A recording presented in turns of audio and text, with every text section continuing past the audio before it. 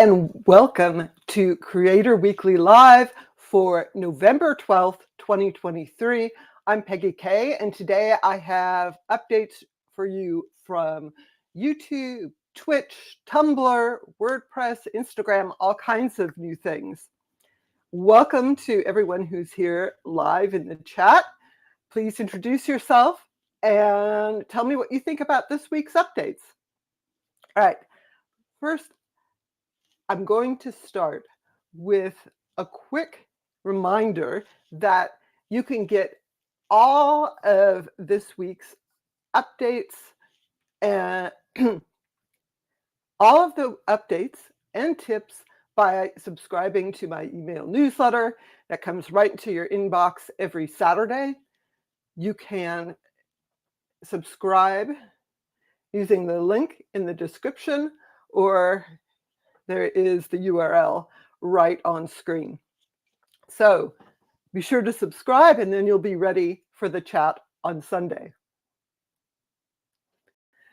The other thing I wanted to mention is that I have been using the live stream recordings to make some shorts, and you can see those on my channel if you want to get a couple of highlights each week. It's really the case, though, that if you're here live, you are seeing this information first. So if you're watching this as a recording, maybe join me live next time. Okay, the promotions are all done. And so I want to get started first with a tip on what you can do to customize your YouTube channel. This is a brand new feature on YouTube. If you go into YouTube Studio on desktop, go to Customize, and then look at the layout, you will see that there is an option to enable For You. I believe For You is on by default. You can turn it off if you don't want to use it. And what this does is create a shelf on your channel with videos that are recommended to the person who is looking at the channel. So if you click More Settings, you can decide whether you want this shelf to show regular long-form videos, shorts, live streams, or all of those things. You can also choose whether you only want to show recent content or any content from your YouTube channel. The advantage of this is when someone lands on your YouTube channel, they are immediately recommended content from your channel that YouTube thinks that they will enjoy. So you can have all your playlists and customize your channel yourself, but if you also have the For You shelf, people are more likely to find something that they're interested in watching. And you can customize the For You shelf right now, but no one will actually see it until November 20th. And I have a quick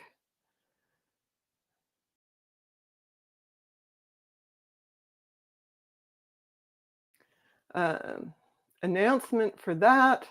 You can see Renee Ritchie, the YouTube liaison, noted that this will first display on November 20th. So the idea is you can update this setting right now. And if you do that, people will start seeing the For You tab on November 20th. Also note that I really like that the YouTube liaison is posting on Threads and not just on X, Twitter.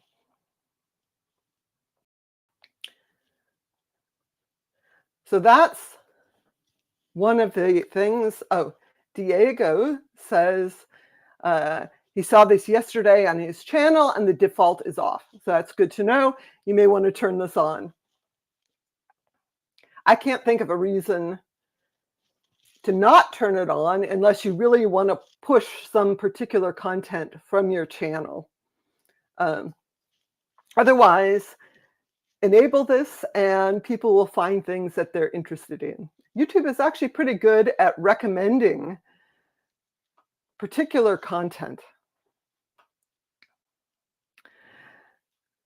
I have another update from YouTube, and this is something that was talked about on the Creator Insider channel. They're sort of cleaning up all the various tabs that people see when they go on a channel page.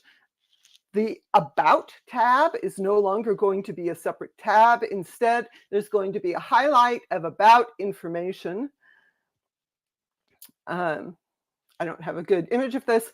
There's going to be a highlight of the about information across your channel. And if people click that, the about information will appear in a pop-up.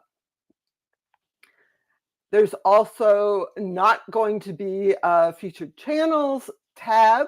That information will show on your main channel homepage. So it's tidying it up a little.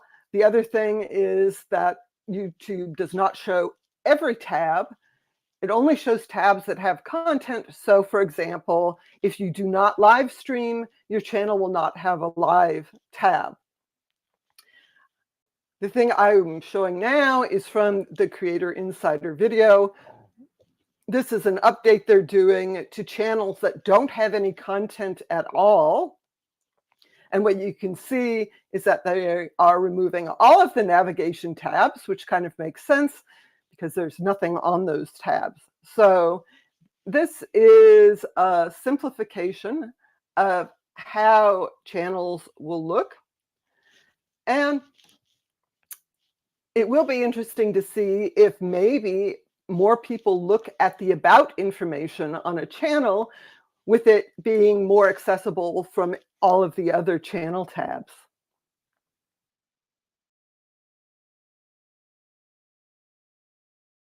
Last thing I want for YouTube is that this simplifying and improving ad controls update has gone into effect. If you have your channel in the YouTube Partner Program, you'll see a banner inside YouTube Studio. The idea is that if you turn on monetization for a video, you can no longer choose whether there are pre-rolls or post-rolls, or if the videos are skippable, the ad videos are skippable or non-skippable. Instead, YouTube is just going to show what it thinks is best. And they have their own algorithms to determine how frequently to show these kinds of ads to viewers. So as a viewer, that may mean that you are seeing more non-skippable ads, for example. The good thing is that the non-skippable ads are usually really short. So that hopefully won't be too disruptive. But again, if you're a viewer, you may see more ads.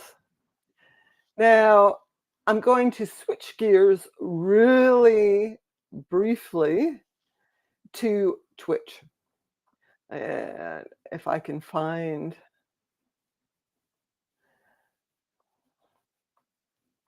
the correct information. All right, so Twitch is shutting off Hype Chat, which is sort of like YouTube's Super Chat. The idea is people in the live chat could give a certain amount of money to the live streamer, and then that would highlight their comment. The creators over on Twitch apparently really dislike this, so it's being canceled. And Twitch says they still believe in the value of pinned messages in fast-moving chats. So instead of hype chat, viewers will be able to pin cheers with bits in the coming weeks. So there's still monetization options there. If you watch on Twitch, you may see this change. Those are the main updates for live streaming and for YouTube. I wanted to mention really quickly, Meta lets creators offer subscriptions, both on Facebook and Instagram. People pay the creator a monthly amount for exclusive content. They are opening it up to more countries. And one thing they're changing on Facebook subscriptions is that creators can offer a free 30-day subscription trial to their fans, which is kind of an interesting thing to do. The idea is that you offer a free subscription and people then check out your exclusive content, and I think it's so awesome that they then pay, which is kind of good. I know as a viewer myself, I would be reluctant to commit myself to paying a monthly amount if I wasn't sure what exactly I was getting for that money. So, an interesting thing to try, and I wonder if we'll start seeing that maybe on YouTube or other platforms that offer paid subscriptions. Another quick update to Instagram is that if you're on Instagram, you can share a comment to a story. This is really a nice way to highlight a thoughtful or funny or interesting comment. It's the same sort of idea on YouTube where you can highlight comments in shorts. Uh, So again, welcome to everyone who's here live. If you can't stay, that's totally understandable. I hope you're able to watch the recording and let me know what you think in the comments.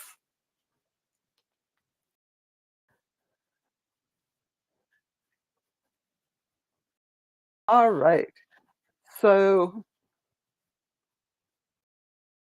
those are the main updates for video. And I'm going to just quickly close some of my million tabs that I have open.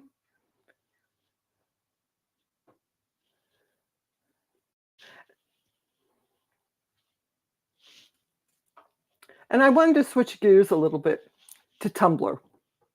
So one of the big things people were talking about is that there was an internal Tumblr memo that was leaked. It was posted in The Verge, and it talked about how Automatic, which is the parent company of WordPress and Jetpack and a bunch of other things, which is the owner of Tumblr, they said that since their purchase in 2019, they've put in a lot of effort, but haven't been able to generate the revenue and usage that they were hoping for. So they are moving a lot of the people who were working on Tumblr to other parts of the company. So this internal memo went sort of viral, if you're into that sort of thing. And it was addressed directly by the CEO of Automatic, Matt Mullenweg, who did basically an Ask Me Anything on Tumblr about this. And I think this is really notable because it's clear that he really likes Tumblr, he uses Tumblr, he's interested in the users, and he wants to be transparent about what is actually happening. It's an interesting discussion of a lot of the difficulties they've been having in introducing new things and monetizing. I think that a couple of the things that really stood out to me that are things to think about is that, first of all, Tumblr has a very young user base, relatively speaking. That may be harder to monetize. And apparently, the Tumblr users are extremely set in their ways, and they had a really hard time introducing new things. They tried to introduce a sort of Patreon subscription-like model. There were a bunch of conspiracy theories that went around, and the people who were offering this, the creators who were offering these subscriptions, they got death threats and all kinds of crazy things. And so, of course, the creators stopped offering it. It's really a shame because it sounded like something that would be good, but the users didn't want it. The other thing that they introduced was a sort of live streaming that apparently is not popular at all. So Matt Willenrug says they are going to be reevaluating all of these new features. They're going to focus on building the core of Tumblr, which is posting and resharing. And they're hoping to get more bang for their buck. So, they invested a lot of money in Tumblr after Tumblr was neglected for many years and had a bunch of different owners. It was owned by Verizon. I can't remember. It was a whole package deal. It was owned by Yahoo for a while, and then Yahoo had most of its assets acquired. It was owned by Verizon, and Verizon didn't really care about it, so it got no investment. All those things, it was really neglected, so they have put in a lot of money to update and build new features, but a lot of them aren't catching on, at least with the core user group. I hope they can do it. Tumblr is kind of a wild and weird place with a lot of creativity, so it'd be nice if it survives.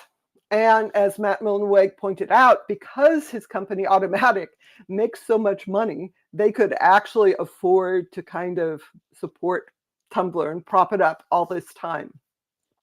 It also means that they aren't laying off the Tumblr staff. Instead, they're just allowing them to go to other parts of the company. So I get a positive vibe from all that, and hopefully Tumblr can survive. But I also wanted to mention an article that came out from 404 Media, which is an interesting news site, talks about internet things. The headline is, "Advertisers don't want sites like Jezebel to exist." And if you're familiar with Jezebel, it is a site where they reported news, mostly, interesting to women, in a sort of snarky tone, a lot of it. But they actually reported things and advocated for things that were really important, things like abortion rights and so forth. But they were shut down this week. And supposedly the company that owns it couldn't fire a buyer. It's not quite clear who they were looking for. But what 404 Media reports is that advertisers are really risk averse. That's something I mentioned last week also in terms of making sure that your YouTube channel meets the advertiser-friendly guidelines. This is not companies being mean. This is advertisers saying that they won't want their content won't want their ads next to certain sorts of content. As it says, the brand safety and suitability industries have financially crushed the news business by keeping ads away from articles that its sentiment analysis algorithms think will make people sad or upset. Now, if you follow the news at all, you will know there's a ton of news happening. That's upsetting. That's sort of the nature of a lot of news. But if advertisers won't put their ads next to anything, the negative vibe, that hurts the news organizations, right? What are they going to do? Only post cheerful things and not what's really happening in the world? Maybe so. It also means that they may be more dependent on subscribers, but are people willing to pay? That's unclear. So I think this is a really important thing to think about when you have a news site that you really appreciate. If they're saying that they're fundraising, maybe toss them some money. And of course, this doesn't only affect online-only news organizations. It's affecting your local newspaper. It affects their ability to do local reporting, which is so important. So it's a difficult time, and there's a reason why most newspapers are owned sort of as a hobby by really rich people. And of course, that means you're at the rich people's whim. So I really believe that journalism is important. And if you can, subscribe or give some support to the news organizations that you rely on. But this is a broader issue, of course. So we're talking about news sites, but these same brand safety concerns affect advertising on Tumblr. They affect advertising on social media platforms like X or Facebook. It affects the entire internet ecosystem. So this is something to keep in mind when you hear about advertiser-friendly content or people asking for you to support them.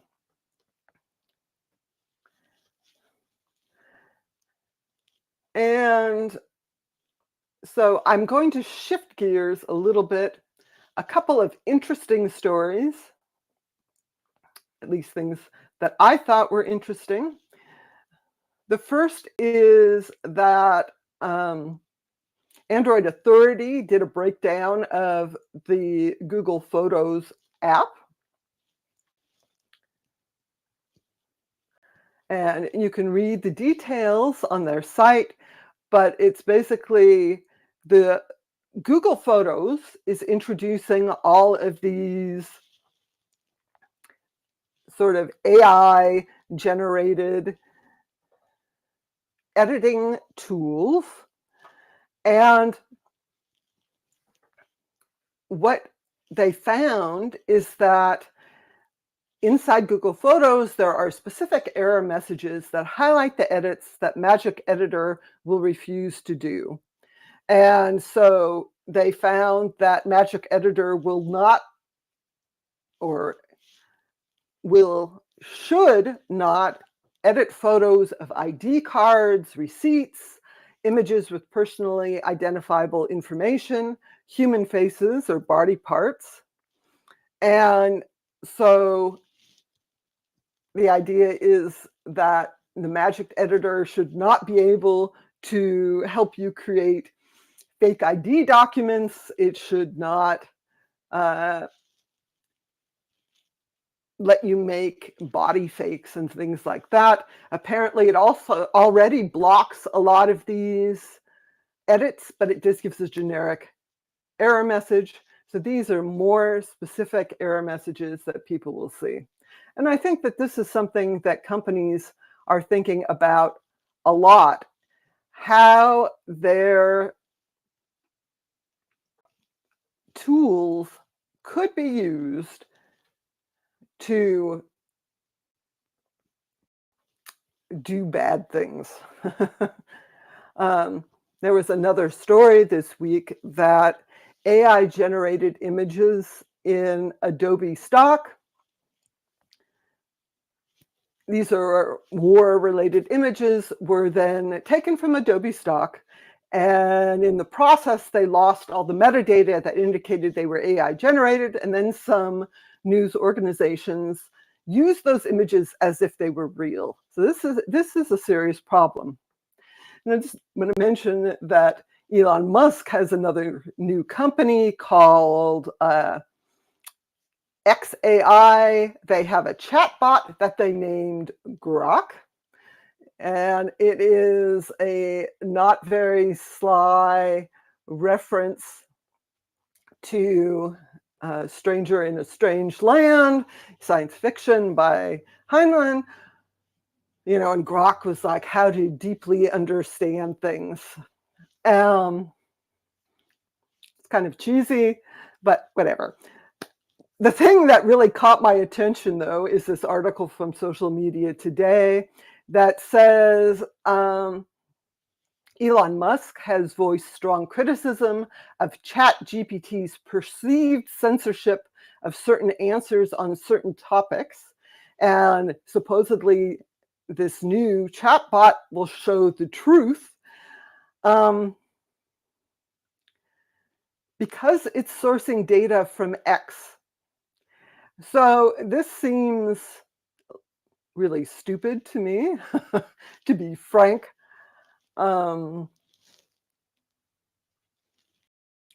These chatbots are not actually smart. They take the information that they are trained on based on that. There is tons of really, really bad information on X. Across the internet, there's really bad information, but there's a lot on X. So it seems like the chatbot is going to share that information. Musk wants to say it's the truth, but it's really maybe information that he likes rather than information that's true. And I think we're going to see this more going forward, that there's bad training data for these chatbots, so they give bad responses, but some people are going to promote those because it's the responses they like.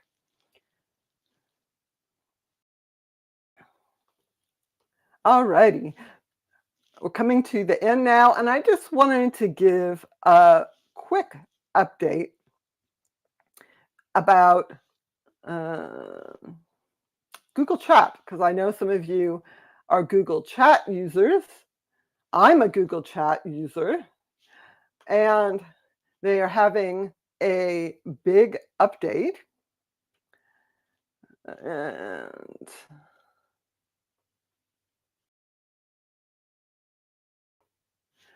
the first thing that they're doing is updating their logo. This is the original Google Chat logo. You can see it doesn't really match Google Meet.